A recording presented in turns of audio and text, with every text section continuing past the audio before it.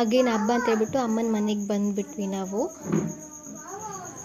Ready ಆಗಿದ್ವಿ. ಇವಾಗ ready ಆಗಿಬಿಟ್ಟು ದೇವಸ್ಥಾನಕ್ಕೆ ಹೋಗೋಣ ಅಂತ ರೆಡಿ ಆದ್ವಿ. ಆದರೆ ನನ್ನ ಮಗಳು ಎಲ್ಲೋ ಹೊತ್ಕೊಂಡ್ಬಿದ್ಬಿಟ್ಟು ಬಂದು ಅಳ್ತಾವಳೆ, ಹೊತ್ಕೊಂಡ್ಬಿಟ್ಟೆ ರಕ್ತ ಬಂತು ಅಂತೇಳಿ. ನಾವು ಯಾವ ದೇವ್ರಿಗೆ ಹೋಗ್ತಾ ಇದ್ದೀವಿ ಅಂತ ನಿಮ್ಗೇನಾದರೂ ಗೊತ್ತಾದರೆ ಕಾಮೆಂಟ್ ಹಾಕಿ. ಆಲ್ಮೋಸ್ಟ್ ಎಲ್ಲರಿಗೂ ಗೊತ್ತಿರುತ್ತೆ ಈ ಪ್ಲೇಸು. ಹೋಗ್ಬಿಟ್ಟು ನಾವು ದರ್ಶನ ಮಾಡ್ಕೊಂಡ್ವಿ. ದರ್ಶನ ಮಾಡಿದ ತಕ್ಷಣ ರಿಟರ್ನ್ ಇನ್ನೊಂದು ಗುಡಿಗೆ ಹೋಗುವಂತ ಬಂದ್ವಿ. ಆದರೆ ಎಲ್ಲಿ ನೋಡಿದ್ರೂ ವ್ಯಾನು, ಕಾರು ಎಲ್ಲ ಕಡೆ ಫುಲ್ ರಶ್ ಇತ್ತು. ಸೊ ಹಂಗೆ ಹೆಂಗೋ ಮಾಡಿಕೊಂಡು ಮುಂದಕ್ಕೆ ಹೋದ್ವಿ ನಾವು.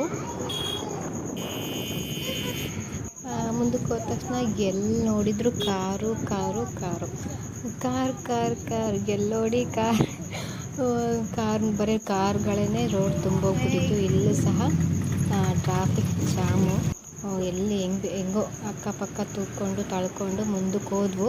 ಮುಂದಕ್ಕೆ ಹೋದ ತಕ್ಷಣ ಎಲ್ಲಿ ಪಾರ್ಕಿಂಗ್ ಮಾಡೋಕ್ಕೆ ಜಾಗ ಸಹ ಇರಲಿಲ್ಲ ಬೈಕು. ಸೊ ಹಾಗೆ ಮುಂದಕ್ಕೆ ಹೋದ್ವು.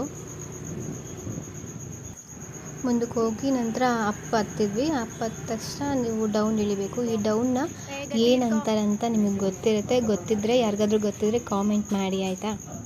ಈ ಪ್ಲೇಸ್ ನಿಮ್ಗೇನಾದರೂ ಗೊತ್ತಿದ್ದರೆ ಕಾಮೆಂಟ್ ಮಾಡಿ ಹೇಳಿ. ಆಲ್ಮೋಸ್ಟ್ ಎಲ್ಲರೂ ಈ ಪ್ಲೇಸಿಗೆ ಬಂದಿರ್ತಾರೆ.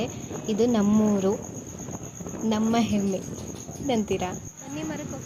ಓಕೆ, ಇಲ್ಲಿ ನಾವಿವಾಗ ಎದುರು ಬಸವಣ್ಣಗೆ ಹೋಗ್ತಾ ಇದ್ದೀವಿ. ಎದುರು ಬಸವಣ್ಣ ಹೋದ ತಕ್ಷಣ ಯಾಕೆ ಹೋಗ್ತಾ ಇದ್ದೀವಿ ಅಂದರೆ ಇಲ್ಲಿ ಒಂದು ಗದ್ದೆಯಲ್ಲಿ ಬನ್ನಿ ಗಿಡ ಅಂತ ಇದೆ. ಸೊ ಆ ಬನ್ನಿ ಗಿಡ ಗದ್ದೆ ಒಳಗಡೆ ಇರೋದು. ಈ ಊರಿನ ಜನರೆಲ್ಲೂ ಸಹ ಇಲ್ಲಿಗೆ ಬರ್ತಾರೆ. ಯಾಕಂದರೆ ಇಲ್ಲಿ ಫಸ್ಟು ಬನ್ನಿ ಮುಡಿಯೋದೆ ಈ ಗಿಡ. ಇಲ್ಲಿ ಬಂದು ದೇವರು ಸಹ ಇಲ್ಲಿಗೆ ಬಂದಿರುತ್ತೆ. ಪೂಜೆ ಮಾಡ್ತಾರೆ. ಪೂಜೆ ಮಾಡಿದ ನಂತರ ಬನ್ನಿ ಮುಡಿತಾರೆ.